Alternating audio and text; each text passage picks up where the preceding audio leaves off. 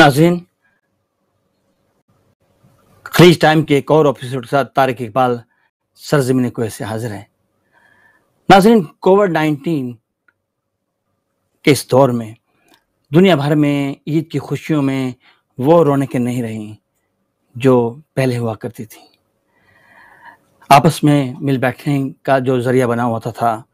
और वो जो मौके थे वो सब ख़त्म होते चले गए और हमने ईद उल फितर के बाद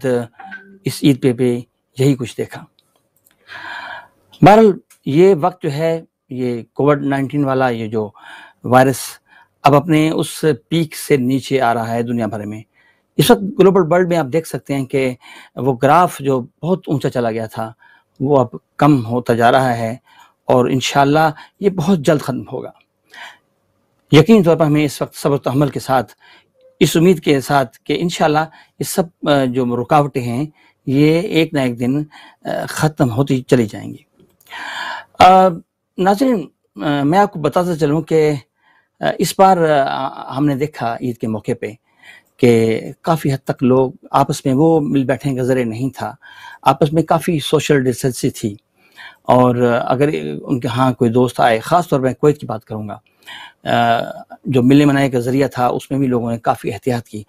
और वैसे भी अब आजकल जो मीडिया है या हमारे ज़राए इब्लाग हैं उनमें ये चीज़ वाज़ेह हो चुकी है कि हमें अपनी हिफाजत खुद करनी है। तो बहरहाल आज की जो मौजू है उसमें हमने ईद के हवाले से भी बात करनी है और ईद के बाद लोगों ने जो खाने खाए हैं, दावतें खाई हैं, उसमें भी कुछ सेहत के हवाले से भी कुछ लोगों को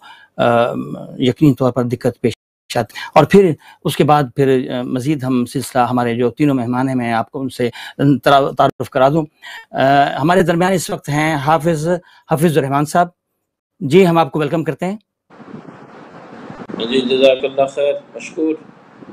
जज़ाकल्लाह खैर। उसके बाद डॉक्टर फराह ज़ाहिद साहिबा हैं। जी, हम आपको भी वेलकम करते हैं।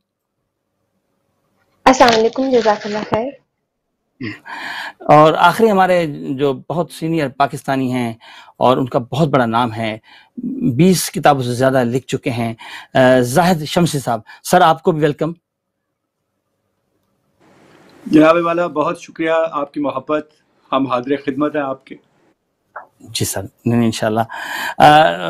नाज़रीन,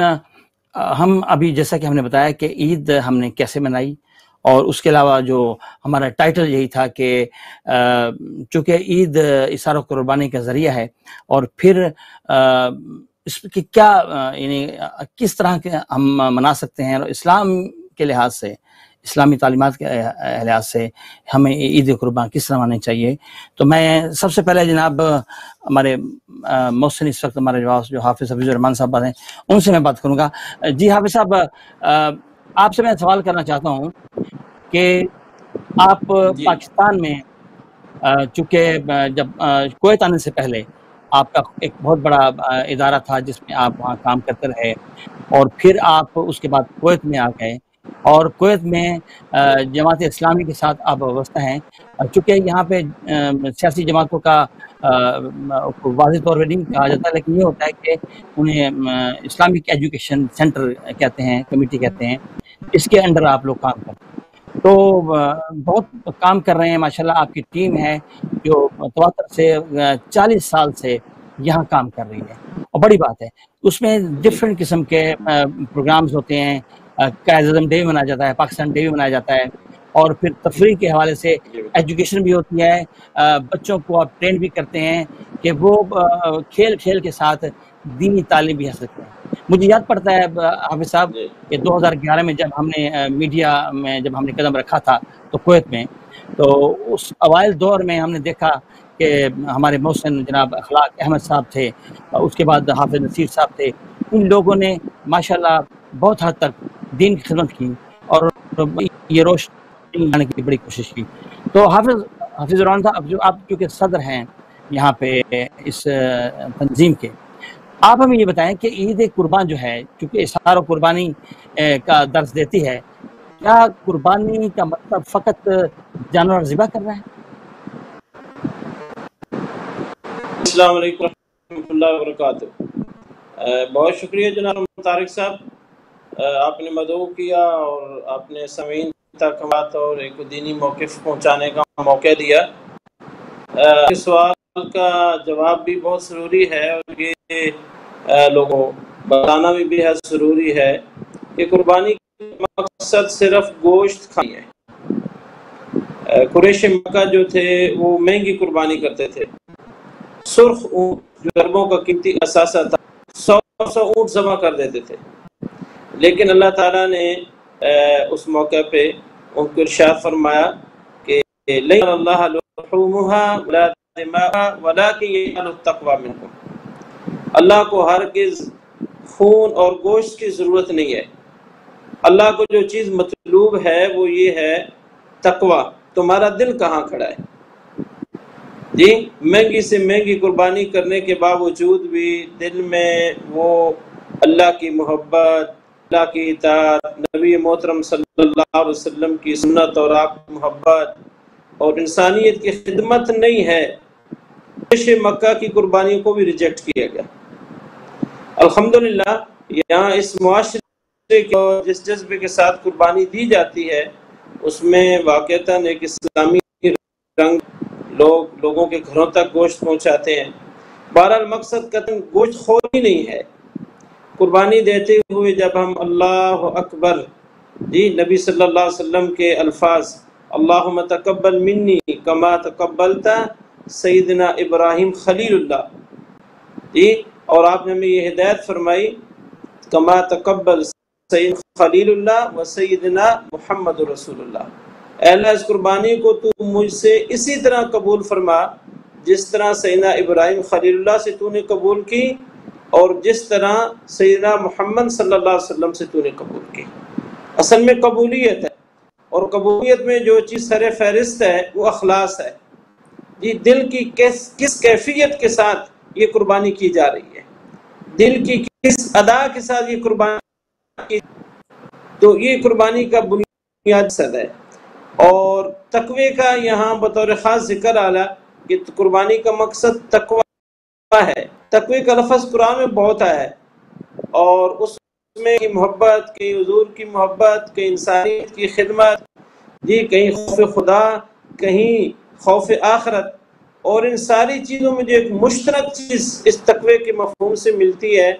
اللہ کے غضب اور اللہ کی ناراضگی سے بچنے کا نام تقوی ہے۔ تو یہ قربانی بھی ہمارے اندر وہی جذبہ پیدا کرتی ہے کہ ہم اللہ کی رضا کے لیے کوئی بھی چیز قیمتی سے قیمتی کیوں نہ ہو وہ اللہ کے لیے قربان کرنا پڑے تو پیچھے نہیں ہٹیں گے۔ سیدنا ابراہیم علیہ السلام کی یہ سنت جس کو ہم ادا کرتے ہیں، تو آپ کی یہ صرف ایک قربانی نہیں تھی۔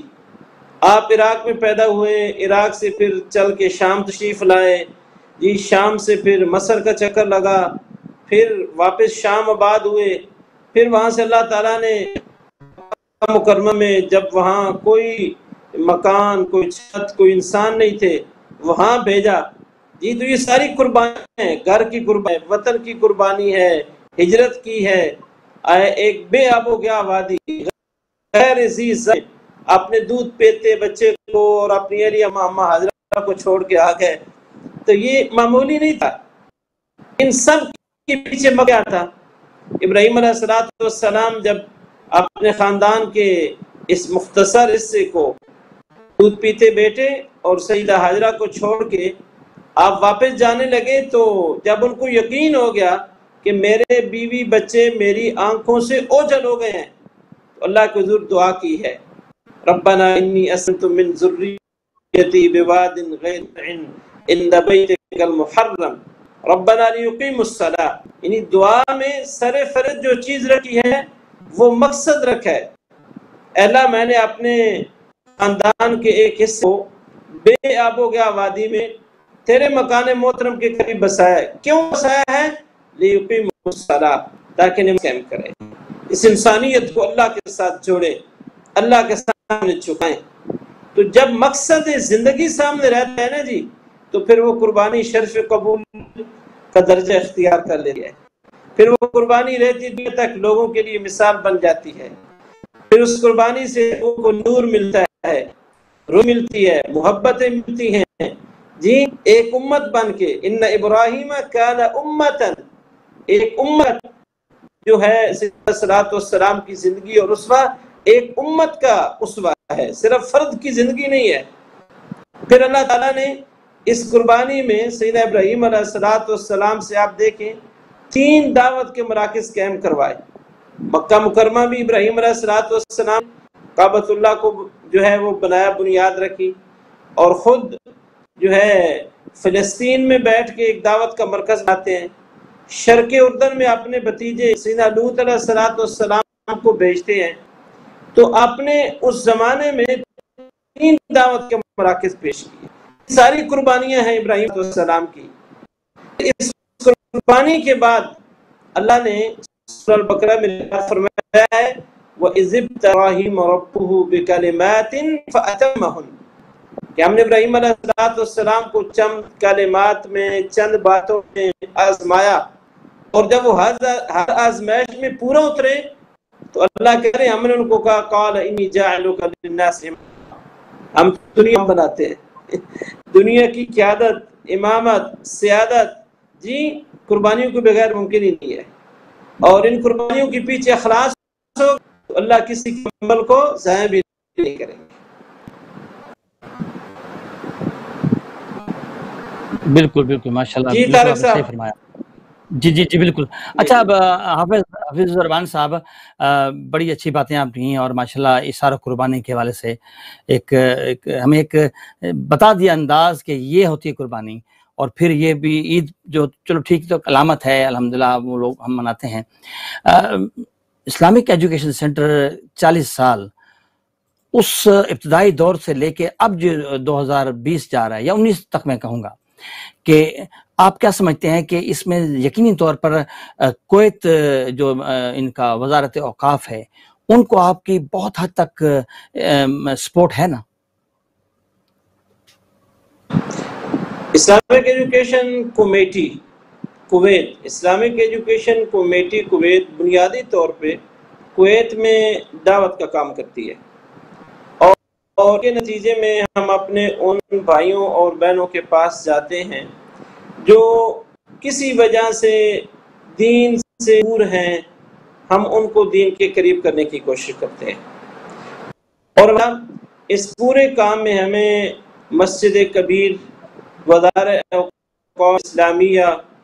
پاکستان ایمبیسی، لجنہ تعریف بالاسلام، یہ سارے ادارے ہمارے ساتھ ہر ممکن تعاون کرتے ہیں۔ کویت میں ہمارے 8 مقامات پہ خطبات جمعہ ہیں، اور اس کی پرمیشن باقاعدہ وزارت اوقاف ہمیں دیتی ہے۔ 22 کے قریب مساجد میں ہمارے دروس قرآن ہیں، تو باقاعدہ اس کی پرمیشن ملتی ہے۔ ہم نے اس پورے 40 سال عرصے میں کبھی بھی غیر اجازت کے نہ خطبہ دیا اور نہ جو ہے وہ دروس قرآن دیا، بلکہ میں آپ کو علم ہوگا کہ کویت کے اندر اردو میں جمعہ اور دروس کی جو پہلی اپلیکیشن اور پلان بنایا تھا وہ اسلامک ایجوکیشن کمیٹی نے بنایا، اور الحمدللہ وزارت اوقاف نے اس کو ویلکم کیا اور ہمیں فاہین میں اجازت دی، جلیب عباسیہ میں ایک مسجد تھی وہاں میں اجازت دی۔ اس کے بعد الحمدللہ لوگوں کو موقع ملا، اور ہمیں یہ بڑی خوشی ہوتی ہے کہ باقی جو ہمارے مختلف دوست احباب جو باتیں جو کر رہے ہیں، تسلسل میں اسلامی کمیٹی کی قربانی بھی شامل ہے، کیونکہ قربانی موضوع ہے تو قربانی بھی شامل ہے، اور الحمدللہ یہ بھی کوشش کی کہ بیرونی دنیا میں رہتے ہوئے ہم سب پاکستان کے بطور سفیر کام کریں، پاکستان کا تعارف، پاکستان کے وقار، پاکستان کی عزت کو بڑھائیں، اور ہم اپنے دروس میں بھی اس کو ہائی لائٹ کرتے ہیں کہ ہم کبھی کوئی ایسا کام نہ کریں جو اسلام کے منافی ہو اور پاکستان کے وقار کے منافی ہو۔ بالکل صحیح کہا۔ آپ سے بات چیت جاری رہے گی، اور میں آپ سے سوال کروں گا کہ پاکستان میں تنظیمیں بند ہو گئیں اسکول کالجز میں، وہ سوال میں آپ سے بعد میں کروں گا۔ پہلے ہم اپنے دوسرے جو ہمارے شریک گفتگو ہیں ان سے بات کرتے ہیں۔ ڈاکٹر فرح ظاہر صاحبہ، آپ ماشاءاللہ یہاں براڈ بورن کویت، پھر آپ نے یہاں سے FSC کیا جو انٹرنیشنل اسکول اینڈ کالج، اب انٹرنیشنل اسکول ہو گیا ہے، تو وہاں سے کے بعد آپ نے پشاور سے MBBS کیا، اور اس طرح مختلف کورسز تعلیم کرتی ہیں، پھر آپ کویت آ گئیں، اور آپ نے ماشاءاللہ diploma for diet planning and weight lose management یہ بھی آپ نے کیا ہوا ہے، اور غالباً اس پہ اسی پہ آپ زیادہ زور دے رہی ہیں، اس پہ اسٹڈی کر رہی ہیں، کیا میں صحیح کہہ رہا ہوں؟ جی اس پہ دے رہی ہوں، اور MPhil پبلک ہیلتھ، چونکہ اب کورونا جو ہے وہ پبلک ہیلتھ سے ریلیٹڈ ہے، جو یہ ایک ایشو ہے، تو اس حساب سے پھر میں کوشش کر رہی ہوں کہ یوٹیوب کے تھرو لوگوں کو اویئرنیس دے سکوں جتنا مجھ سے ہو سکتا ہے۔ اچھا، تو آپ کو اتنی عربی آتی ہے کہ آپ کسی ہاسپٹل بیٹھ کے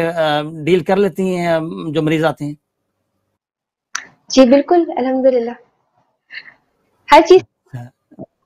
کو سیکھ لی تھی۔ اچھا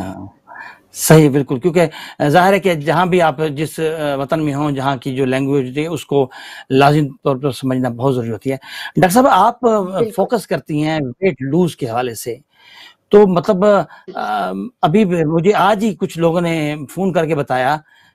کہ طارق میں نے کھانا اتنا کھا لیا ہے، بہت کھا اتنا کھایا ہے کہ اب میری طبیعت خراب ہو رہی ہے، وہ ڈائٹ میں کیا لوں، فلاں کیا کروں۔ تو میں نے کہا بھائی آج میرا پروگرام دیکھنا، خلیج ٹائم آئے گا، اس پہ تم ڈاکٹر فراز زاہد صاحبہ وہ بتائیں گی۔ ڈاکٹر صاحب اب جب ہم زیادہ کھا لیتے ہیں تو مطلب ہماری طبیعت تو ظاہر خراب ہوتی ہے، کئی لوگوں کو لوز موشن بھی ہو جاتے ہیں، تو مطلب کیا ہمیں کس طرح کی احتیاط کرنی چاہیے کہ اس میں بھی توازن ہونا چاہیے خوراک کھانے میں؟ بالکل آپ ٹھیک کہہ رہے ہیں، بعض لوگ خوشی جو ہوتی ہے نا وہ دل کی ایک کیفیت ہے، ذہن کی ایک کیفیت ہے، ٹھیک ہے، اس کو ہم خوشی کہتے ہیں، لیکن لوگوں کی اکثر جو خوشی ہے نا وہ پیٹ سے شروع ہو کے پیٹ سے ختم ہو جاتی ہے، اور ہوتا کیا ہے کہ ذائقہ جو ہے وہ صرف یہاں تک ہے، اس کے بعد تو صحت کا معاملہ ہے۔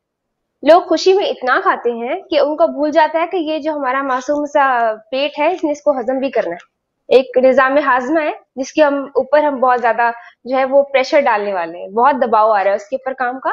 اور ہوتا کیا ہے کہ فائنلی ان کو جو ہے یا تو وامٹنگ سٹارٹ ہو جاتی ہے یا سلسلہ شروع ہو جاتا ہے، اور صحت جو ہے نا وہ کہیں ادھر ادھر نکل جاتی ہے اپنا کام کرنے۔ اب ایکچولی ہوتا کیا ہے کہ جب آپ بہت زیادہ کھانا کھا لیتے ہیں، کوئی بھی بہت زیادہ کھانا کھا لے تو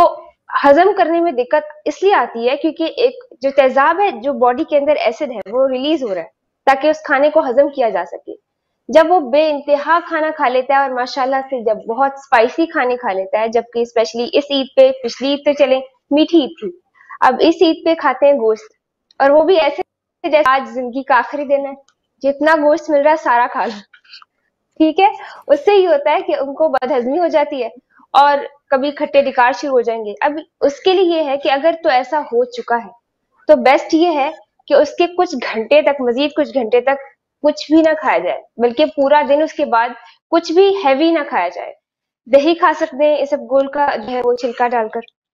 یہ میں آپ کو میڈیکل کے حوالے سے زیادہ نہیں بتاؤں گی کیونکہ ہر مریض کو ہر دوائی سوٹ نہیں کرتی، تو میڈیسنز نہیں بتاؤں گی کہ ایسا نہ کہ کوئی سٹارٹ کرے اور اس کو ریئیکشن ہو جائے، لیکن ہاں جی میں آپ کو بتاؤں گی کہ اگر دہی اور اسبگول کا استعمال کریں تو نظام ہاضمہ بہتر ہو سکتا ہے، آہستہ آہستہ بہتری کی طرف جا سکتے ہیں۔ اب چونکہ موشنز ہیں تو جسم سے پانی بھی زیادہ خارج ہو رہا ہے، اس کے لیے ایک تو پانی زیادہ پئیں، پانی ابال کر پئیں، گھر میں ORS بنا لیں اگر ممکن ہے، 1 لیٹر جو ہے نا وہ پانی میں آپ نمک اور چینی وہ ڈال کر، پانی ابال کے پھر نمک اور چینی ڈال کے وہ استعمال کریں دن میں۔ اس کے علاوہ جو ہے کیلا بہت ہیلپ فل ہے، جو بہت لوگوں کو موشن سٹارٹ ہو جاتے ہیں، الیکٹرولائٹ امبیلنس شروع ہو جاتا ہے، باڈی کی جو نمکیات ہیں جسم کے اندر وہ جسم سے خارج ہو کر ویکنس پیدا کرتے ہیں کہ جسم میں ان کی کمی ہو جاتی ہے، تو کیلا بہت تیزی سے اپنا کام کرتا ہے اور اس کے اندر جو ہے وہ الیکٹرولائٹس جسم کے اندر واپس ڈالتا ہے، پوٹیشیم ہو گیا اسپیشلی، تو انسان کی جو قوت ہے آہستہ آہستہ واپس آنے لگتی ہے۔ اور اگر انسان ہیوی کھائے اس کے بعد پھر ایک اور ہیوی کھانا کھا لے تو دوبارہ اسی مسئلے میں آ جاتا ہے، تو بہتر ہے کہ جب تک یہ مسئلہ حل نہیں ہوتا بہت بھاری قسم کا کھانا کھانے سے اوائڈ کرے، باہر کے کھانے جو ہے وہ کھائے لیکن ہائیجینک، جن جگہوں کے کھانے ہائیجینک ہے وہ کھائے۔ جب آپ کو پتا ہے کہ یہ جگہ ہائیجینک نہیں ہے، صرف ٹیسٹ کی بات ہے، تو کوشش کرے کہ اوائڈ کرے، تو اور کھاتے ہی فوراً لیٹ نہ جائے کیونکہ تیزاب جو ہے وہ ابھی تک ادھر ہی ہے، وہ اوپر کی طرف آئے گا اور آٹومیٹیکلی اور بھی تکلیف کی طرف وہ چلا جائے گا. تو کھانے اور سونے کے بیچ میں کم از کم 3-3.5 گھنٹے کا وقفہ بہت لازم ہے، کیونکہ زیادہ کھانے سے نہ تو صرف آپ کو اس وقت بدہضمی ہوگی، بلکہ آہستہ آہستہ آپ کو اور بھی کھانے کو دل کرے گا، کریونگ بڑھے گی. جتنا زیادہ آپ کھائیں گے اتنا وزن بڑھے گا، جتنا وزن بڑھے گا اتنا آپ بیماریوں کی طرف جاتے ہیں جن کو آپ جو ہے وہ نارمل اوائڈ کر سکتے ہیں. مثلاً بلڈ پریشر ہو گیا، ڈائبٹیز ہو گئی، اور بھی بہت ساری بیماریاں، دل کی بیماری ہو گئی، اسپیشلی پیٹ کی چربی سے دل کی بیماری بڑی اسٹرانگلی جو ہے وہ منسلک ہے. تو ان بیماریوں سے آپ بچ سکتے ہیں اگر آپ موٹاپے سے بچ جائیں. اچھا ڈاکٹر صاحب، خواتین جو ہوتی ہیں ہماری، جو خاص طور نوجوان نسل ہے، لڑکیاں خاص طور پر، انہیں خوف ہوتا ہے، وہ جی کھانا بہت کم کھاتی ہیں بلکہ ڈائٹنگ کرتی ہیں، اور بعض اوقات ہم نے دیکھا ہے کہ ان کی حالت بڑی خراب ہو جاتی ہے. کیا یہ تو اچھی بات نہیں ہے نا؟ بالکل صحیح. اس کو میڈیکل میں کہتے ہیں انوریکسیا نروزا، جو موسٹلی کھا کے وامٹنگ بھی کر دیتی ہیں، کسی طریقے سے نکال دیتی ہیں. یہ ہمیں جو ہے وہ نہیں زیادہ اپنے مطلب کھانا نہیں ہے، اگر ان کو کچھ پسند بھی آ رہا ہے تو وہ کھا تو جائیں گی پھر اس کو نکال دیں گی. تو ایسے لوگ جو ہیں ان میں مال نیوٹریشن ہوتی ہے. دیکھیں، ویٹ لاس یا ڈائٹ پلاننگ، اس کا یہ مطلب نہیں ہے کہ آپ قحط کے اس میں آ جائیں، زمرے میں آ جائیں. اسٹارویشن الگ ہوتی ہے، ڈائٹنگ الگ ہوتی ہے. ڈائٹنگ کا مطلب ہے آپ اپنی ڈائٹ کو ہیلدی کر رہے ہیں، مطلب یا تو ویٹ لاس کی طرف جا رہے ہیں یا ویٹ گین کی طرف جا رہے ہیں، لیکن آپ کی ڈائٹ ہیلدی ہے، صاف ستھری، ہائیجینک ہے. ہیلدی کا مطلب نیوٹریشن وائز، غذائیت وائز جو ہے آپ کی ڈائٹ میں ہر چیز ہے، بھرپور توانائی بھی ہے، اور جتنے منرلز، وٹامنس، جو بھی چیزیں ضروری ہیں جسم کے لیے وہ اس میں موجود ہیں. جب لوگ کہتے ہیں ہم ڈائٹنگ کر رہے ہیں اور کھانا پینا چھوڑ دیں، تو وہ کرتے ہیں قحط، وہ ڈائٹنگ نہیں کرتے، وہ اسٹارویشن کی طرف آ جاتے ہیں.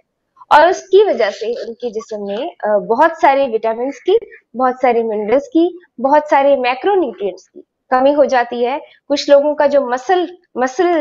بلک ہے، جو ہمارے جو مسلز ہوتے ہیں وہ لوز ہونا شروع ہو جاتے ہیں. تو آٹومیٹیکلی ان کی موومنٹ پہ فرق آتا ہے، باڈی کی موومنٹ پہ. کچھ کی جسم میں کیلشیم کم ہونا شروع ہو جاتا ہے، کچھ کا وٹامن ڈی لو ہونا شروع ہو جاتا ہے. تو اگر آپ ڈائٹنگ، پراپر ڈائٹنگ جسے کہتے ہیں، ڈائٹنگ کا مطلب ہو گیا کہ آپ کی غذا کے اندر یہ تمام چیزیں جو آپ کے جسم کو توانائی بخشنے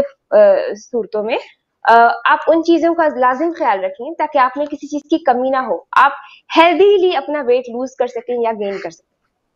تو قحط کی صحیح طرف نہیں آنا چاہیے، اسٹارویشن ٹھیک نہیں ہے.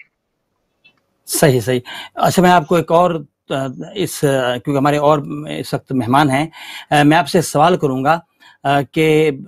جو لوگ یہاں موٹے ہو جاتے ہیں پھر وہ پتلے بھی ہو جاتے ہیں، کچھ علاج کرتے ہیں یا کیا کرتے ہیں، پھر بعد میں پتہ لگتا ہے پھر وہ موٹے ہو گئے ہیں، تو یہ بھی آپ نے ہمیں بتانا ہے. تو پہلے میں ذرا اپنے اور جو ہمارے مہمان ہیں ان سے بات کروں گا.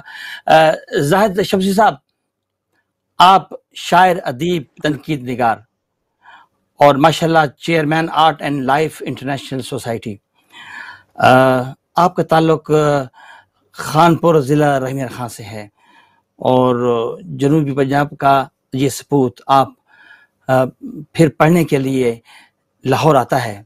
اور پھر یا تو وہ لاہور کا ہو گیا یا پھر یہ کہ اتنی محبتیں ملیں کہ بس وہ پھر دوبارہ آپ خانپور نہیں گئے کہ وہ ہاں لوگ آپ کو یاد بھی کرتے ہوں گے. جناب، میں آپ کا اتنا خوبصورت یہ تجزیہ ہے، اتنی آپ نے اعلیٰ بات کی ہے کہ آپ نے میرے دل پر ہاتھ رکھ دیا ہے. اس لیے کہ جو خانپور کی محبت ہے، جو خانپور کی مٹھاس ہے، جو خانپور کی خوشبو ہے، جو خانپور کے رویے ہیں، جو وہاں کی ہوا ہے، وہاں کی روحی کے ایک ایک ذرے میں جو کیفیت وارد ہے، وہ آپ کو دنیا کے کسی بھی خطے میں نہیں ملتی ہے. یہاں تک میں عرض کروں کہ جب میں خانپور سے میٹرک کرنے کے بعد گورنمنٹ کالج لاہور میں آ گیا، پڑھائی شروع کی، پھر آپ پڑھائی کرتے ہیں، پھر آپ روزگار کے لیے فضاؤں میں اڑنا شروع کرتے ہیں، پھر آپ کا آگے کا سفر ہوتا ہے. لیکن حقیقت یہ ہے کہ جس شخص کی روٹ خانپور جیسے علاقے کی ہو، روحی سے جس کا پیار ہو، اس کی جو روح ہے اور اس کا دل ہے وہ وہی رہتا ہے. وہ کبھی وہ جو آہو جو روحی کے صحراؤں میں تیرتے ہیں اور اس کے صحراؤں میں اڑتے ہیں، وہ اس کا دل جو ہے وہ ان جو غزال ہیں ان کے ساتھ ساتھ معلق رہتا ہے. تو میں یہ عرض کروں کہ روحی سے جو میری محبت ہے وہ لازوال ہے. اور اگر میں نے علم حاصل کیا پاکستان کے عظیم شہر لاہور جو کہ علم کا گہوارہ ہے، لیکن جب میں پیچھے مڑ کے دیکھتا ہوں تو ہمارے علاقے کے جو روحانی شخصیات ہیں، آپ اگر خواجہ غلام فرید رحمۃ اللہ علیہ کی بات کریں تو اگر ان کی بات نہ کریں تو ہماری بات ادھوری رہ جائے گی. تو وہاں سے جو علم کی بنیادیں ہماری رکھی گئی اور ہم جس بنیادوں پہ ہماری شخصیت نے استوار ہونا تھا، وہ اس کا اگر آپ ملاحظہ کریں تو ہم نے جتنی بھی یونیورسٹی سے جو بھی تعلیم حاصل کی، لیکن ہمارے روحی کے ریگستانوں نے، ہماری روحی کے بسنے والوں نے، ہمارے روحی کے اساتذہ اکرام نے، روحی کے ماحول نے ہمیں جو علم عطا کیا وہ دنیا میں کہیں ہمیں نہیں نصیب ہو سکتا. ہماری تربیت، ہمارے رویوں میں بہتری، ہمارے اندر تہذیب کی ایک جو روایت رکھی ہے وہ ہماری روحی نے رکھی ہے، ہمارے علاقے نے رکھی ہے. سو میں ٹھیک ہے کہ میں بہت سے وقت کے تقاضوں کی وجہ سے لاہور میں قیام پذیر ہوں، لیکن حقیقت یہ ہے کہ میں رہتا خانپور ضلع رحیم یار خواہی میں ہوں. صحیح، جی بالکل. چلے آپ کیا بات ہو رہی تھی، مجھے پتہ لگا تھا تو میں نے بس ذکر چھیڑ دیا اور آپ کے دل کے تار آپ نے چھیڑ میری دیے دکھی تھے. رگ پہ ہاتھ رکھا ہے جناب والا. جی اچھا، کوئی بات نہیں. ہمارے اور بھی پارٹیسپینٹ ہیں، وہ بھی مختلف علاقوں سے ہیں، اور بلکہ جس طرح آپ نے لاہور سے اعلیٰ تعلیم حاصل کی ہے، اس طرح ڈاکٹر فراز زاہد صاحب نے بھی پشاور سے طب کی تعلیم حاصل کی. اچھا سر، آپ نیشنل کالج آف آرٹس میں مطلب درس و تدریس کرتے رہے، اور پھر شاعری کی کتابیں، اور پھر یہ تھا کہ 20 کتابوں سے زیادہ لکھ دیں، اور ان کتابوں کو اتنی میرے خیال ہے سینکڑوں کتابیں تو اور ہوں گی جس کو آپ پڑھ کے ان پہ اپنا تجزیہ کرتے ہوں گے، وہ چھپتی ہوں گی، وہ تو خیر ان گنت ہے نا، اس میں کوئی شک نہیں ہے. بہرحال میں آپ سے یہ کہوں گا کہ شاعری، آپ کی شاعری کا بنیادی نقطہ کیا ہے جو آپ کو شاعری کی تحریک دیتا ہے؟ روشنی، امید اور محبت کی شاعری. پھیلاؤ، وہ کہتے ہیں نا کہ امجد سامجد جو بھی کچھ ہے محبت کا پھیلاؤ ہے. تو مطلب آپ ہمیں بتائیں کہ یہ آپ کی جو شاعری میں محبت، اثار، سب کچھ ملتا ہے، ذرا اسے آج اپنے ناظرین کو بتائیں جو اس وقت SBI پہ دیکھے پروگرام لائیو دیکھ رہے ہیں، اور دنیا کے 152 ممالک میں یہ لائیو دیکھا جا رہا ہے. جی سبحان اللہ. جی دیکھیے، میری یہ خوش قسمتی ہے کہ یہ آپ نے اتنا خوبصورت سوال کیا ہے، اور یہ سوال بھی کوئی ایسا ہی شخص کر سکتا ہے جس کا روحی کے صحراؤں سے تعلق ہو، اور پھر وہ خلیج ٹائمز میں اگر بیٹھا ہے تو کئی سالوں پر محیط اس کا تجربہ، اس کی صحافت، اس کی دیانتداری،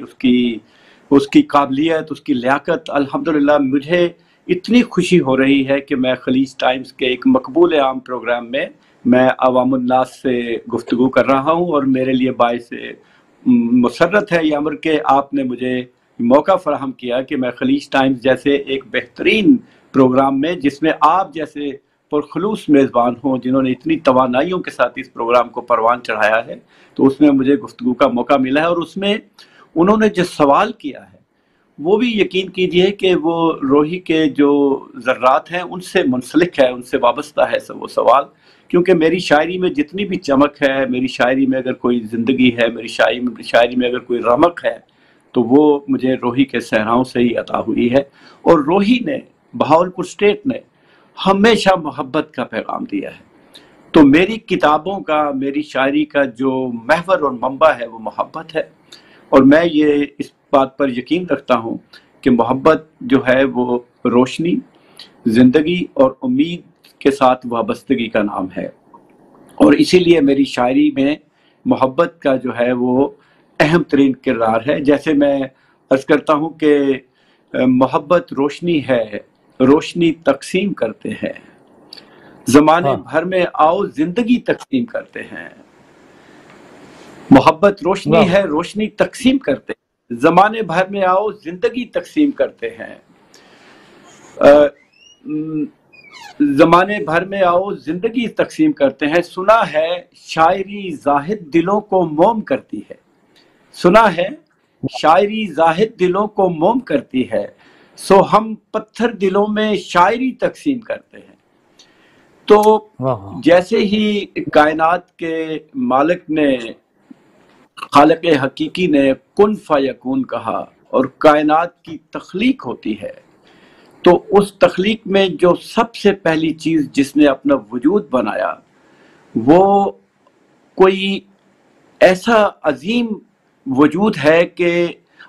تخلیق اور خالق کے درمیان جو رشتہ قائم ہوا وہ دراصل پہلی تخلیق ہے خداوند کریم کی۔ تو اس سے یہ اندازہ ہوتا ہے کہ پوری کی پوری کائنات کا جو نظام ہے وہ اس رشتے کے تقدس پر جو ہے وہ مبنی ہے، اور پوری کی پوری کائنات جو ہے وہ اللہ کریم کے اس رشتے کے ساتھ وابستہ ہے۔ جیسے ہر ذرہ ظہور میں قربت کے سلسلے، ہر ذرہ ظہور میں قربت کے سلسلے، ہر سلسلے میں رشتہ پروردگار ہے۔ تو آپ یہ دیکھیے کہ پروردگار نے جب یہ رشتے قائم کیے تو حضرت انسان کو جو سب سے پہلا تحفہ عطا کیا وہ اس کے خمیر میں ایک چراغ رکھ دیا تھا، اور وہ چراغ جو ہے اس کی لو نہیں جلائی تھی، اس لیے کہ اس چراغ کی لو اس وقت روشن ہوتی ہے جب وہ انسان اپنی ماں کی کوکھ میں اپنا وجود بناتا ہے، تو ماں کی ممتا کی محبت کی روشنی میں وہ لو جو ہے وہ سلگنے لگتی ہے، وہ جلنے لگتی ہے۔ اس لیے کائنات میں جب ہم یہ کہتے ہیں کہ اللہ تعالیٰ کی محبت کی مظہر ہے کائنات، تو اللہ کی جو نمائندہ ہے وہ ماں کی ذات ہے، اور ماں کی ذات کی کوکھ سے انسان کو محبت نصیب ہوتی ہے۔ اور جب ایسا عمل ہوتا ہے تو آپ دیکھیے معاشرے میں جتنے بھی محبت کے رویے ہیں، چاہے وہ بہن بھائی، ماں باپ، عزیز و اقارب، معاشرے کے اساتذہ اکرام، شاگردوں کو، اہل محلہ، اپنے وطن کے جو ہم وطن ہیں ان سے رشتہ، معاشرے سے جو بھی آپ کا رشتہ ہے اس میں جو محبت ہے وہ بنیادی کردار ادا کرتی ہے، اور وہ محبت کی جتنے بھی روپ ہیں وہ ماں کے وجود سے ہمیں ملتے ہیں۔ معاشرے میں جتنی محبت کا پھیلاؤ ہے، جو امجد اسلام امجد صاحب کی آج سالگرہ بھی ہے، ہمیں چاہیے کہ ہم ان کو مبارکباد دیں۔ آپ نے ان کو کوٹ کیا ہے، تو آج میری ان سے فون پہ بات ہو رہی تھی، میں نے آپ کا ذکر خیر ان سے کیا تھا، تو آئیے ہم مل کر پورے خلیج ٹائمز کے چینل سے اپنے ایک عظیم نام، ہمارے ایک جو عظیم شاعر ہیں امجد اسلام امجد، ان کو مبارکباد بھی پیش کرتے ہیں۔ تو یہ محبت کا پھیلاؤ جو ہے یہ ماں کی محبت کا پھیلاؤ ہے دراصل، اور یہیں سے وہ نقطہ ہے وہ جنم لیتا ہے کہ محبت ہی وہ منبع ہے جہاں سے احساس نمودار ہوتا ہے۔ محبت ہی وہ منبع ہے کہ جب احساس کی لو پھوٹتی ہے تو اس میں سے ایثار اور قربانی کا جذبہ جنم لیتا ہے۔ اور اگر آپ پوری کائنات کا جائزہ لیں تو پوری کائنات کا جو نظام ہے، پورا نظام، جتنے ستارے، سیارے، چاند، سورج، آسمان، سارے کا سارا نظام جو ہے وہ ایک رشتے میں منسلک ہے۔ جیسے میں نے کہا تھا ہر ذرہ ظہور میں قربت کے سلسلے، تو وہ جو قربت کے سلسلے ہیں جو کہ پروردگار نے ہمیں عطا کی ہیں، اس میں جو بنیادی کردار ادا کرتا ہے وہ محبت کا نقطہ ہے، اور محبت ہی ہے جو ہمیں احساس سے، درد سے، ایثار اور قربانی کی طرف لے کے جاتا ہے۔ تو اگر پوری کائنات کے رویوں کا آپ جائزہ لیں تو آپ کو پتہ چلے کہ ہر چیز ایک دوسری کے لیے ایثار کا باعث بن رہی ہے، قربانی کا باعث بن رہی ہے، ایک دوسرے سے منسلک ہے، وابستہ ہے، جڑی ہوئی ہے۔ تو یہ کائنات جو ہے اس کا نظام بہت خوبصورتی کے ساتھ اور تواتر کے ساتھ چل رہا ہے، اور یہ نظام اسی بات کی گواہی دیتا ہے کہ ہم ایک دوسرے کے لیے ایثار اور قربانی کا جذبہ لے کر، ایک دوسرے سے منسلک ہو کر، جب ہاتھ میں ہاتھ ملا کر ڈال کر چلتے ہیں تو پھر اس ہماری ایثار اور قربانی سے جو ہے برکات کا نزول ہوتا ہے۔ اور اللہ کریم جو ہے جہاں جہاں ایثار و قربانی کے جذبوں کی بات ہوگی وہاں اللہ کی جو برکات ہیں ان کا نزول ہوگا۔ جیسے ہمارے حافظ حفیظ الرحمان صاحب محترم، انتہائی انہوں نے خوبصورت گفتگو فرمائی، ڈاکٹر فرح زاہد صاحبہ نے بہترین جو ہے وہ اظہار کیا کہ دیکھیے، اور آپ نے سارے پروگرام کو اس بہترین انداز میں، اتنی ماہرانہ انداز میں آپ نے ہر ایک چیز کو سنکرونائز کیا ہے کہ میں آپ کی جذبہ صحافت کی داد نہ دوں تو یہ ریاکاری ہوگی۔ تو میں یہ عرض کروں کہ ایثار و قربانی پوری کی پوری فطرت جو ہے اللہ تعالیٰ کی، وہ ایثار و قربانی کا اظہار کر رہی ہے۔ یہاں میں یہ کہنا ضروری سمجھتا ہوں، مثلاً آپ یہ دیکھیے کہ دریا چل رہے ہیں، نہریں چل رہی ہیں، اور وہ پانی جو ہے وہ سیراب کر رہا ہے دریا جو ہے زمینوں کو، تو آپ دیکھیے کہ دریا ایثار کر رہا ہے، وہ خود پانی نہیں پیتا، وہ ایثار کر رہا ہے، سیراب کر رہا ہے معاشرے کو۔ اسی طرح سے پھول کھلتے ہیں اور خوشبوئیں بکھیرتے ہیں، جو فضا ہے وہ مہکاتے ہیں، تو دراصل وہ پھول جو ہیں وہ ایثار و قربانی کے جذبے سے خود اس उस खुशबू को अपने लिए नहीं वो बिखेर रहे, वो मुआशरे में ईसार के साथ उस खुशबू की तकसीम कर रहे हैं। इसी तरह से आप देखिए कि जब दरख्तों को फल लगते हैं तो हमारे दरख्त जो है खुद तो वो फल नहीं खाते, वो कितनी पत्थर के अंदर से एक सब्ज कोंपल है जो जन्म लेती है, पत्थर का सीना चीर कर उभरती है, और उसके बाद वो जो कोंपल निकली है वो एक दरख्त बनते बनते साल हा साल का वक्त है जो सर्व करती है, और फिर उस पर जब सब्जा आता है और फिर उस पर फल लगता है सालों की जद्दोजहद और मेहनत के बाद, तो वो फल जो है वो इशार कर देता है दरख्त पूरे मुआशरे को। और ये पूरी की पूरी फितरत का अगर हम मुतालिया करें तो इसमें एक एक मखलूक जो है वो जज्बा ईसार से सरशार है, और वो उसी, अगर हम किसी को मुस्कुरा कर मिलते हैं, उसको इज्जत देते हैं, उसको मुकाम देते हैं, उसके साथ नफीस जज्बों के साथ उसको खुशामदीद कहते हैं, उसको वक्त देते हुए इंतहाई नफासत और तहजीब का मुशायरा करते हैं, तो दरअसल ये भी एक ईसार की शक्ल है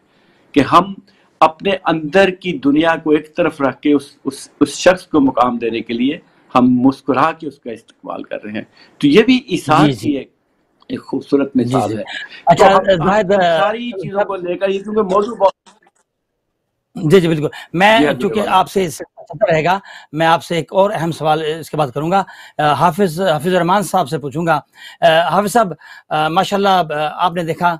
कि आज जाहिद शमसी साहब ने अपनी मोहब्बतों का इजहार किया और उनका पैगाम मोहब्बत है जहां तक पहुंचेगा। हाफिज नसीरुद्दीन साहब जब यहाँ कोयत से जा रहे थे, आप ही की जमात के एक बड़ा अहम कारकुन थे, तो उन्होंने कहा था कि मैंने उनसे पूछा था जब वो जा रहे थे, तो मैंने कहा सर आप मुझे जाने से पहले कुछ दे जाएं, मैं सारी जिंदगी संभाल के रखूंगा। तो उन्होंने कहा तारिक, मोहब्बत करो, मोहब्बत करो, मोहब्बत करो। मैं आज तक अभी तक इस मोहब्बत को, ये फैल रही मोहब्बत अल्हम्दुलिल्लाह, यकीन तौर पर वो उन्होंने बड़ी अच्छी बात की थी। अब बात यह है हाफिज साहब कि मैं पाकिस्तान की तरफ आऊँगा। 95 में तमाम जमातें, जितनी भी सियासी जमातें थी, जो तलबा तंजीमें थी, वो ख़त्म कर दी गई। उसके बाद आप देखें ये एक अरसा गुजरा और फिर हमने देखा कि कॉलेजेस में भी जितने भी कॉलेज थे वहाँ पे इस तरह की कई कत्ल गारत भी हुई, उस पर कंट्रोल ना किया गया। क्या समझते हैं कि ये तलबा तंजीमें कुछ अगर शुरू हो जाती हैं, इस हुकूमत ने अगर आगाज कर दिया, तो क्या उसमें कोई पेशरफ्त होगी, कोई अच्छाई नजर आएगी हमें, या कुछ अच्छा नजर होगा? तो आपने तवज्जो भी दिलाई और सवाल भी किया। देखें, जब तक ये अपने दायरे और हुदूद के अंदर काम करती रही और मिशन को बराबर अपने रूल के साथ चलाती रही, तो इन तंजीमों ने, इन तालीमी इदारों ने कौम को क़ियादत दी है और बाशऊर क़ियादत दी, करप्शन से दी है। जब इनको बैन कर दिया गया और उसका कोई सबब और कोई वजह भी नहीं, हालांकि इस मुल्क के शहरी हैं, हमारे बच्चे हैं, हम खुद पढ़ते रहे हैं, मुल्क की खैर खा होना है, किसी और के हथे न चले जी। तो इनको जब बैन कर दिया गया तो उसके बाद जो हमें कौमी क़ियादत मिल रही है, बहरहाल सवालिया निशान है। तो इनकी ज़रूरत है तालीमी इदारों के अंदर, दायरे के अंदर उसूल के साथ रहते हुए असातिज़ा का, इदारे का, मुल्क का तकद्दुस पामाल किए बगैर जी मोहब्बत को बखेरें। जैसे मोहतरम जाहिद शमसी साहब ने इरशाद फरमाया कि ये मोहब्बत पूरी कायनात का हुस्न मोहब्बत से है, ये मोहब्बत ख़त्म हो जाए तो कायनात भी ख़त्म हो जाए जी। मोहब्बतों को लेकर हम आगे बढ़े और इस मोहब्बत के अंदर खैरखाई हो, तअस्सुब ना हो जी, कोई इंतकाम ना हो। ये जब खैरखाई की चलती हैं तो माशरे रहमत से माला माल हो जाते हैं जी। कौमें फिर मोहब्बत वाले मुआशरों को अपना मुनसिब मानती हैं। तो ये तालीमी इदारों में बहरहाल इनकी ज़रूरत है। हम खुद दीनी मदारिस के अंदर रहते हुए जमील बारबिया के प्लेटफार्म से हम पाकिस्तान के मदारिस में इस मोहब्बतों को की शमा को रोशन करने के लिए कई ऐसी प्रोग्रामियत थे कि हम आपस में कोई चीज़ उससे निकले। नबी मोहतरम सल्लल्लाहु अलैहि वसल्लम ने इंसानों से मोहब्बत ही सिखाई है। मक्का के अंदर आप देखें जी, नमाज हिजरत से 2 साल पहले फ़र्ज हुई है روزے ہجرت کے جو ہے دوسرے سال فرض ہوئے ہیں، دوسرے سال فرض ہوئی ہے، حج نہیں سوری زکوٰۃ حج 9 ہجری کو فرض ہو رہی ہے۔ اس پورے عرصے کے اندر آپ صلی اللہ علیہ وسلم نے لوگوں کے دل محبت سے جیتے ہیں جی، بلکہ ایک صحابی نے آ کے کہا یا رسول اللہ میں آپ سے محبت کرتا ہوں، تو آپ فرمایا کان معی فی الجنہ، تم مجھ سے محبت کرتا ہے نا جنت عطا ہوگا۔ تو محبت میں اصول ہو، اپنائیت ہو، خیر خواہی ہو، للہیت ہو جی، کوئی کسی کو زشت نہ کیا جائے، تکلیف نہ دی، بلکہ ہم اپنے دین کو پڑھیں اور مطالعہ الحمدللہ مطالعہ کرتے ہیں، تو ہمیں تو ایسے ناموں سے پکارنے سے بھی منع کر دیا گیا ہے جس سے کسی کو ہدایت کر دی گئی۔ اگر کوئی دو گروہ آپس میں ناراض ہیں، لڑائی کر رہے ہیں جی، تو ان کو بھی آپ پلیٹ فارم پہ نہ سنا کروائیں نہیں، اور اس وقت تک کمزور اور خواہ کے ساتھ ہیں جب تک وہ حکم کی طرف پلٹا نہیں ہے۔ تو جو دین ہے الحمدللہ ایک ایسی اخوت و محبت کی لڑی میں پروتا ہے کہ نفرتیں ختم ہونے چاہیے۔ ہمیں دنیا میں ایک کمزور قوم، یہ طاقتور امت تھی، منصف تھی، محبت والی امت تھی جی، خیر خواہ امت تھی انسانوں کی، اس کمزور ہماری نفرتوں نے کیا ہے۔ بہت اچھی توجہ دلائی ہے شمسی صاحب نے کہ جب پوری کائنات میں بھی محبت میں جڑی ہوئی ہے تو انسانوں کے دل بھی محبت میں جڑنے چاہیے جی، یہ محبت کی لڑی قائم رہے گی تو معاشرہ زندہ رہے گا۔ بالکل آپ نے صحیح کہا حافظ صاحب، بالکل کہ یہ جو طلبہ تنظیمیں ہیں اگر یہ شروع ہو جاتی ہیں تو لیڈرشپ پیدا ہوتی ہے، لیڈرز پیدا ہوتے ہیں، چاہے وہ کسی جماعت کے ہیں، چاہے وہ ہمارے پیپلز پارٹی ہے یا موجودہ حکومت ہے، یہ جماعتیں جب بنیں گی تو لیڈرز پیدا ہوں گے اور وہی لیڈر آ کے ان کی گرومنگ ہوگی اور وہ ملک کے لیے کچھ اچھا کر جائیں گے۔ بالکل بہت اچھی بات کی۔ فیوچر کیا سمجھتے ہیں آپ اسلامک ایجوکیشن کا کویت میں؟ جی الحمدللہ اسلامک ایجوکیشن کمیٹی اپنے اصول اور اپنے قواعد کے مطابق کویت کے اندر بڑے منظم انداز میں کام کر رہی ہے، اور حالیہ آپ کے تو لمحہ بلمح علم میں ہوگا کہ اس پورے ازمائشی دور کے اندر ہم نے لوگوں کے گھروں میں جا کے خدمت کا کام کیا، لوگوں کے مسائل حل کیے، فیملیاں کچھ پھنسی ہوئی تھیں ان کے ساتھ امبیسی کے ساتھ مل کے ہم نے، ہمارے کارکنان نے آلات کی پرواہ کیے بغیر لوگوں تک راشن پہنچایا، عید کی خوشیوں میں ان کے ساتھ شریک ہوئے۔ تو انشاءاللہ کویت میں بھی مستقبل ہے وہ مضبوط بنیادوں پہ ہوگا، اور پاکستان میں بھی انشاءاللہ جو اس فکر اور نظریے کی قوتیں کام کر رہی ہیں اللہ تعالیٰ ان کو کار کریں گے۔ بالکل بالکل شکریہ اپنا حافظ صاحب، ہمارے ساتھ رہیے۔ ڈاکٹر صاحب میں آپ سے بات کروں گا، ڈاکٹر فرحہ زاہد صاحبہ، جی میں آپ سے ذکر کیا تھا کہ جب موٹاپا آ جاتا ہے، جب ویٹ بڑھ جاتا ہے، اس کے بعد ہم نے اکثر یہاں لوگوں کو دیکھا ہے کہ انہوں نے مطلب آپریشن بھی کرائے ہیں، ویٹ کم بھی ہوا ہے، بلکہ کئی گنا کم ہوا ہے، لیکن پھر کچھ 2 سالوں کے بعد ہم نے دیکھا کہ وہی چہرہ وہی شیپ ہو گئی۔ تو تب کس طرح کوئی آپ جیسے چونکہ ماہر ہیں اس کی چیز کی، تو آپ بتائیں کہ جو وزن کس طرح کم کیا جا سکتا ہے، اس کے لیے کیا کچھ کیا، مطلب کوئی ایسی ہمیں ٹپس دیں۔ ٹھیک ہو گیا۔ پہلے تو سمجھنے کی ضرورت یہ ہے کہ جن لوگوں کا وزن واپس آ جاتا ہے کہیں نہ کہیں کوئی جو ان کو گائیڈ کر رہا ہے، یا پھر وہ گائیڈنس لینے کے اندر جو ان سے گائیڈنس لے رہے ہیں، جس سے بھی لے رہے ہیں، اس میں یہ دونوں کہیں نہ کہیں فیل ہو جاتے ہیں اس چیز کو سمجھنے کے کہ صحت کیا ہے۔ WHO کے مطابق صحت جو ہے وہ ایک کیفیت ہے، اسٹیٹ آف ویل بینگ، یعنی state of complete spiritual, mental, physical, emotional well being کی جو اسٹیٹ ہے، جو کیفیت ہے، اسے ہیلتھ کہتے ہیں۔ چونکہ یہ کیفیت ہے تو یہ بدل سکتی ہے، اس کا بدلنا جو ہے وہ لازم ہے، لیکن اس کا انحصار کن چیزوں پہ ہے؟ ہماری عادات پہ۔ اب بعض اوقات کچھ لوگ جو ہے وہ جب آپریشن کراتے ہیں تو آپریشن کرانے میں کیا ہے کہ نمبر 1 تو وہ بہت تکلیف سے گزرتے ہیں، ایزی نہیں ہوتا کچھ بھی۔ نمبر 2 یہ چیز ہوتی ہے کہ انہوں نے آپریشن تو کرا لیا، لیکن ان کی جو ہے نا وہ زبان پر ان کے ذائقے کے لیے ان کو اس کا قابو نہیں ہے۔ یہاں تک ان کا جو قابو ہے نا، اگر آپ واقعی صحیح میں وزن جو ہے وہ گرانا چاہتے ہیں اپنا ہیلدی طریقے سے، تو منہ پر قابو آنا ضروری ہے۔ یہ نہیں کہ آپ کھاتے جا رہے ہیں، یہ بھی کھا رہے ہیں وہ بھی کھا رہے ہیں، اور پھر آپ نے کہا جی ہم تو یہ والا ڈائٹ پلان فالو کر رہے ہیں، اس میں تو ہم بہت زیادہ کھاتے بھی ہیں، انجوائے بھی کرتے ہیں، اور پھر ڈائٹ ختم ہو جاتی ہے ایک دن اور وزن بھی لوز ہوتا ہے۔ لیکن یہ لوگ جو بہت زیادہ کھا کھا کر وزن لوز کرتے ہیں، ان کا نقصان سب سے بڑا یہ ہوتا ہے کہ جیسے ہی وہ اپنی ڈائٹ سے ہٹتے ہیں تو چونکہ ان کی عادت بن گئی ہوتی ہے مستقل زیادہ کھانے کی، تو پھر وہ کچھ بھی کھاتے ہیں اور وہ واپس گین کر لیتے ہیں۔ تو جب میری یہ کوشش ہوتی ہے کہ میرے جو ایسے پیشنٹس ہیں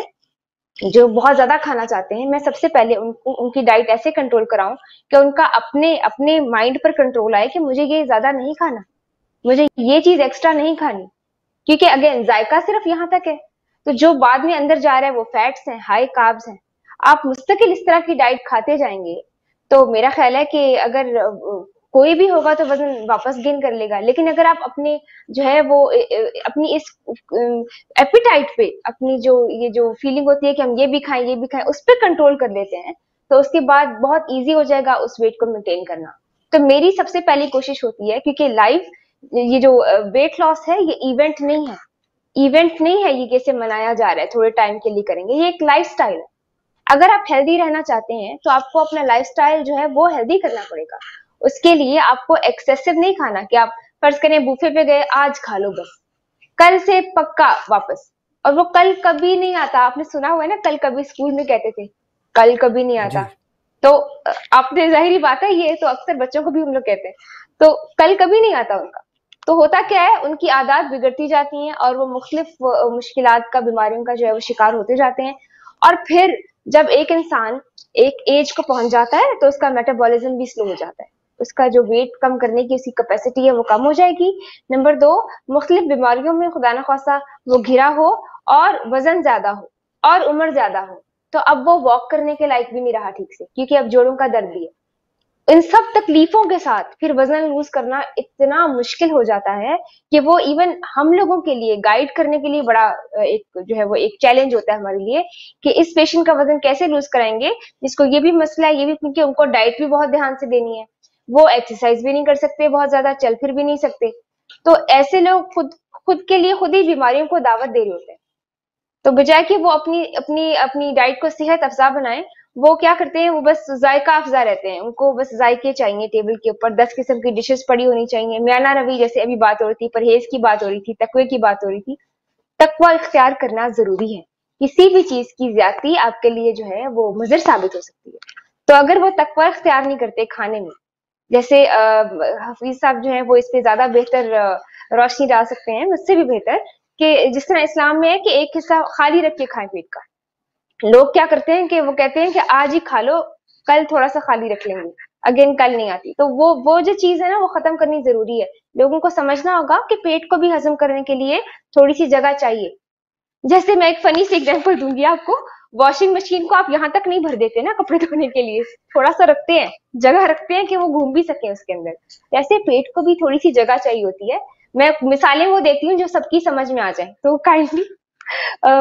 آئی ہوپ کہ آپ مائنڈ نہیں کریں گے، لیکن یہ ایک مثال ایسی ہے کہ جو ہم سب کی سمجھ میں آ سکتی ہے کہ پیٹ میں کم از کم کھانا ہضم ہونے کے لیے جگہ ہونی چاہیے۔ آپ نے جگہ ہی نہیں رکھی، آپ جو ہے وہ جیسے ٹھونس رہے ہیں، کھانا کھا نہیں رہے، اور آپ جینے کے لیے نہیں کھا رہے، آپ کھانے کے لیے جی رہے ہیں، تو کیا ہوگا؟ آٹومیٹیکلی انسان اگر کم بھی ہوا تھا تو چونکہ اس نے اپنے منہ پر، اپنے ذائقے پر، اپنے مائنڈ پر کنٹرول نہیں کیا کہ مجھے یہ نہیں کھانا، تو اس کا ذائقہ، اس کی زبان اس کے مائنڈ کو کنٹرول کرے گی، اور کرتے کراتے اس کی صحت جو ہے وہ دوبارہ سے ڈاؤن ہونی شروع ہو جائے گی، موٹاپے کا شکار ہونا شروع ہو جائے گا، گین کر لے گا ود ان فرسٹ ایئر 90%۔ بہت شکریہ ڈاکٹر صاحبہ۔ بات یہ ہے، میرے آج جو پارٹیسپینٹ ہیں وہ اپنی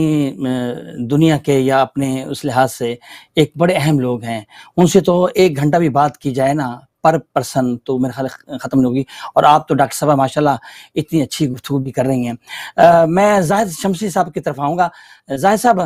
آپ 20 سے زیادہ کتب کے آپ نے لکھی، آپ کے تصانیف سبز خوشبو نعتوں کا مجموعہ، اور پاکستان میری پہچان آپ نے ظاہر ملی نغمے یا ملی چیزیں پیش کی ہوں گی، اور پھر غزلوں کا سمندر۔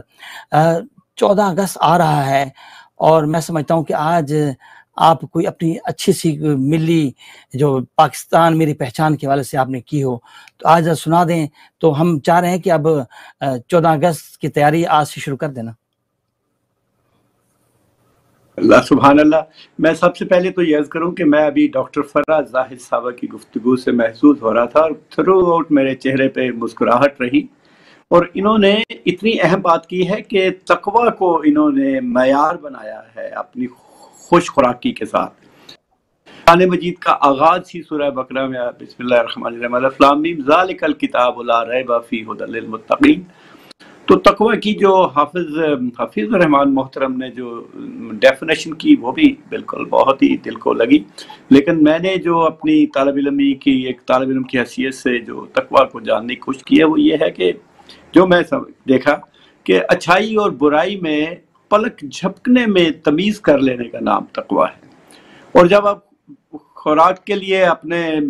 میز پر تشریف فرما ہے اور انواع اقسام کے کھانے آپ کے سامنے ہیں تو پھر وہاں بھی آپ کو یہ دیکھ لینا چاہیے کہ تمیز کرنی چاہیے، کہ لائن ضرور ڈرا کرنی چاہیے. تو میں ڈاکٹر صاحب کا جو ہے شکریہ ادا کرتا ہوں، انہوں نے بہت اچھے انداز میں تقوی کو گفتگو کا حصہ بنایا. میری جو شاعری ہے وہ سبز خوشبو کے سائے میں ہے. سبز خوشبو، مجھے خوشبو کا کوئی بھی رنگ ہوتا تو وہ سبز ہوتا کہ وہ گنبد خضرا سے ہمیں عطا ہوا ہے، اور گنبد خضرا کی روشنی اور گنبد خضرا کی خوشبو ہی سے ہمیں پاکستان جیسا وطن حاصل ہوا. اور اسی لیے میری جو کتاب ہے پاکستان میری پہچان، اس میں سے میں آپ کو ایک جو ملی نغمہ ہے، ایک ملی میرے اندر کے جذبات ہیں، ان کا میں آپ کو سناتا ہوں آپ کی فرمائش پر. اس سے پہلے یہ ایک 2 اشعار ملاحظہ کیجئے کہ اس بات پہ ہے ایمان بہت، اس بات پہ ہے ایمان بہت، یہ مٹی ہے ذیشان بہت. اس بات پہ ہے ایمان بہت، یہ ہمارے وجود کی جو مٹی ہے اس کے اندر اگر کوئی ہمارے اندر زندگی کی چہل پہل ہے اور اس کے اندر جو خون جو دوڑ رہا ہے ہماری رگوں میں وہ بھی اس مٹی کا پانی ہے جو ہماری رگوں میں خون کی شکل میں دوڑ رہا ہے. اور یہ وجود ہمارے اس پاکستان کی مٹی سے بنا ہے، ہمیں کتنا عزیز ہے، اس کی یہ انمول ہے، اس کی کوئی قیمت نہیں ہے. تو اس لیے عرض کیا ہے کہ اس بات پہ ہے ایمان بہت، یہ مٹی ہے ذیشان بہت، میں پاکستان کا بیٹا ہوں، بس یہ میری پہچان بہت. اور جو میں نظم پیش کرنا چاہتا ہوں اس کا عنوان ہے میری زمین، جو میں نے انتخاب کیا ہے 14 اگست کے لیے، اور اسے میں ڈیڈیکیٹ کرتا ہوں اپنے وطن کے نوجوانوں کے نام، ان کے نام اسے منسوب کرتا ہوں. اور عرض کیا ہے کہ میری زمین عطائے خدائے صبح ازل، میری زمین عطائے خدائے صبح ازل، میری زمین کروڑوں دعاؤں کا حاصل، میری زمین لہو سے لکھی دعا کی طرح، میری زمین لہو سے لکھی دعا کی طرح، میری زمین کڑی دھوپ میں گھٹا کی طرح، میری زمین میری آگہی میرا ادراک، میری زمین میرا جسم کی پوشاک، میری زمین کا دن آفتاب سے روشن، میری زمین کی شب ماہتاب سے روشن، میری زمین پہ سایہ بزرگ پیڑوں کا، میری زمین پہ سایہ بزرگ پیڑوں کا، میری زمین ہے مسکن ہنسی پرندوں کا، میری زمین کے دریاؤں میں روانی ہے، میری زمین کے دریاؤں میں روانی ہے، میری زمین میرے عشق کی کہانی ہے، میری زمین میرے عشق کی کہانی ہے، میری زمین کے ذرے ہیں روشنی کے حروف، میری زمین کے ذرے ہیں روشنی کے حروف، میری زمین پہ زندہ ہیں زندگی کے حروف، میری زمین کی رت ہر بہار کی رت ہے، میری زمین کی رت ہر بہار کی رت ہے، میری زمین کی رت ہر قرار کی رت ہے، میری زمین میرے اعتبار کی تصویر، میری زمین میرے اعتبار کی تصویر، میری زمین تیرے انتظار کی تصویر، میری زمین کے بیٹو سدا خیال رہے، میری زمین کے بیٹو سدا خیال رہے، کبھی نہ اس پہ کوئی ساعت ملال رہے، میری زمین کا ہر دن سنبھال کر رکھنا، میری زمین کا ہر دن سنبھال کر رکھنا، میری زمین کی ہر شب اجال کر رکھنا، میری زمین کا ہر دن سنبھال کر رکھنا، میری زمین کی ہر شب اجال کر رکھنا، میری زمین لہو سے لکھی دعا کی طرح، میری زمین لہو سے لکھی دعا کی طرح، میری زمین کڑی دھوپ میں گھٹا کی طرح۔ طارق اقبال صاحب، میں آپ کا بہت شکر گزار ہوں، آپ نے مجھے موقع دیا کہ میں اپنی کتاب پاکستان میری پہچان سے کچھ اشعار ناظرین کی خدمت میں پیش کر سکوں۔ یہ میرے دل کے جذبات تھے، یہ میرے احساسات تھے جو میں نے جی بالکل۔ ناظرین، کویت سے نشر ہونے والا آج کا یہ پروگرام خلیج ٹائم آپ کو کیسا لگا؟ اپنی فیڈ بیک دیجیے گا۔ ہم امید کریں گے کہ انشاءاللہ آئندہ بھی ایسے گلدستے، ایسے مشاعرے کویت پاکستان اکٹھے کیے جائیں، خلیج ٹائم کا حصہ ہوں گے۔ میں آپ سب دوستوں کا بہت شکر گزار ہوں، حافظ الرحمان صاحب، ڈاکٹر فراز زاہد صاحبہ اور جناب زاہد شمسی صاحب کا اجازت چاہتا ہوں۔ اللہ حافظ۔